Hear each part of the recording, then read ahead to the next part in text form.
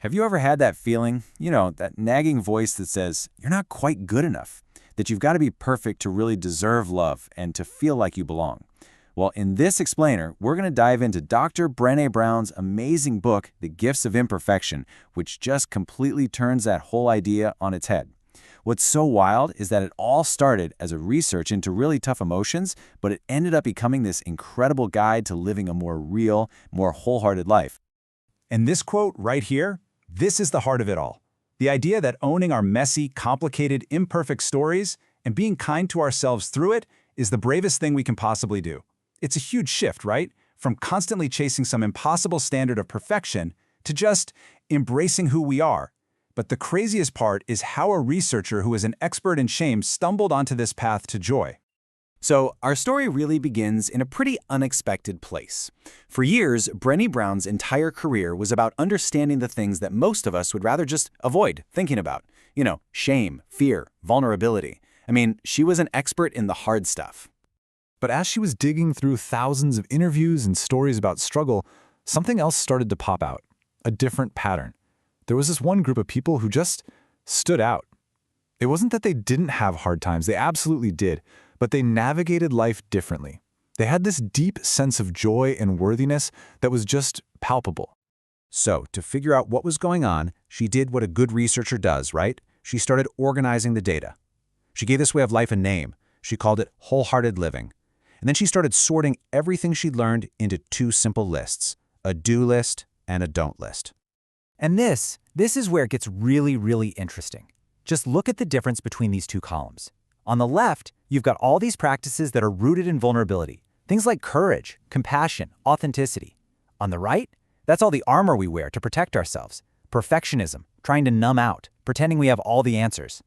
One side is about letting yourself be seen for who you really are. The other is about trying to become who you think you're supposed to be to get accepted. And this is the exact moment when all this research became incredibly personal. As she's looking at these two lists, she has this gut punch of a realization. Her own life, the way she worked, the way she parented, everything, was a perfect match for the don't column. This wasn't just data on a page anymore. This was her life. So you can imagine, this discovery didn't just lead to a bad day at the office. It sparked what she calls a spiritual awakening, or an unraveling. It was a time that looked and felt a whole lot like a breakdown, but it turned out to be the beginning of a massive breakthrough. So let's be clear about what an unraveling is.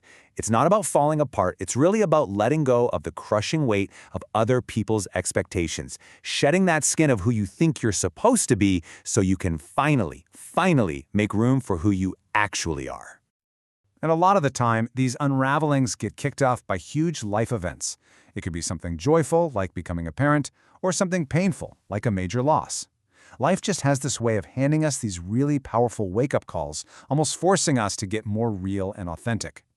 So, through her own messy, difficult year of soul work, Brené Brown identified 3 core tools, 3 practices that are absolutely essential for wholehearted living. She calls them the gifts of imperfection. Okay, the first gift is courage. But we're not talking about the superhero movie star kind of courage. The original root of the word from Latin literally means heart.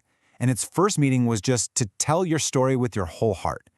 It's that ordinary courage to be vulnerable, to say, I messed up, or I'm scared, or I need help. The second gift is compassion.